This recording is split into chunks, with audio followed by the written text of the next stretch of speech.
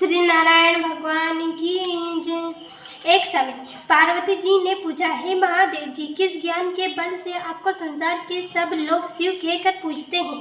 जो मृग छाल ओढ़े, सब अंगों में शमशानों की विभूति लगाए, गले में सर्प और नर मुंडों की माला पहने हुए हैं, इनमें तो कोई पवित्रता नहीं है। फिर आप किस ज्ञान से पवित्र माने जाते हो? यहाँ आप कृपा करके कहिए। श्री महादेव जी बोले, हे प्रिय, सुनो, गीता ज्ञान के हृदय में धारण करने से मैं पवित्र माना जाता हूँ और इस ज्ञान से मुझे बाहर के कर्म नहीं व्यापते हैं। तब पार्वती जी ने कहा, हे भगवान, जिस गीता ज्ञान की आप ऐसी स्तुति करते हैं उसके श्रवण करने से कोई जीव कृतार्थ हुआ है। तब श्री महादेव जी ने कहा, इस ज्ञान को सुनकर बहुत से जीव कृतार्थ हुए हैं और आगे भी होंगे। मैं तुमसे एक पुराणतार कथा कहता हूँ, तुम श्रवण करो। एक समय पाताल लोक में सैया की सैया पर श्री नारायण जी नेत्र मुंद कर आनंद में मगन थे। उस समय भगवान के चरण चमकती हुई लक्ष्मी जी ने पूछा, हे प्रभु, निद्र और आलस्य तो उन पुरुषों को व्यापता है जो पुरुष तमाशी है, फिर आप तो तीनों गुणों से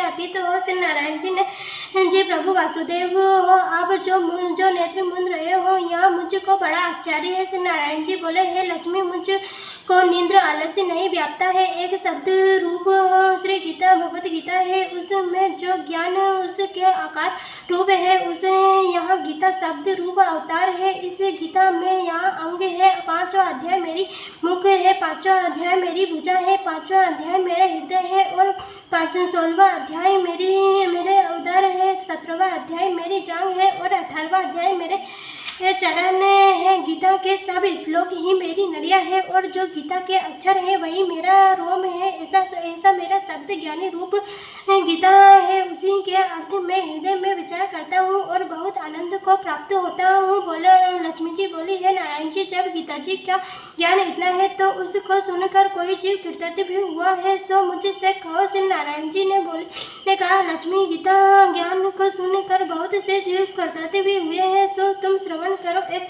सूत्र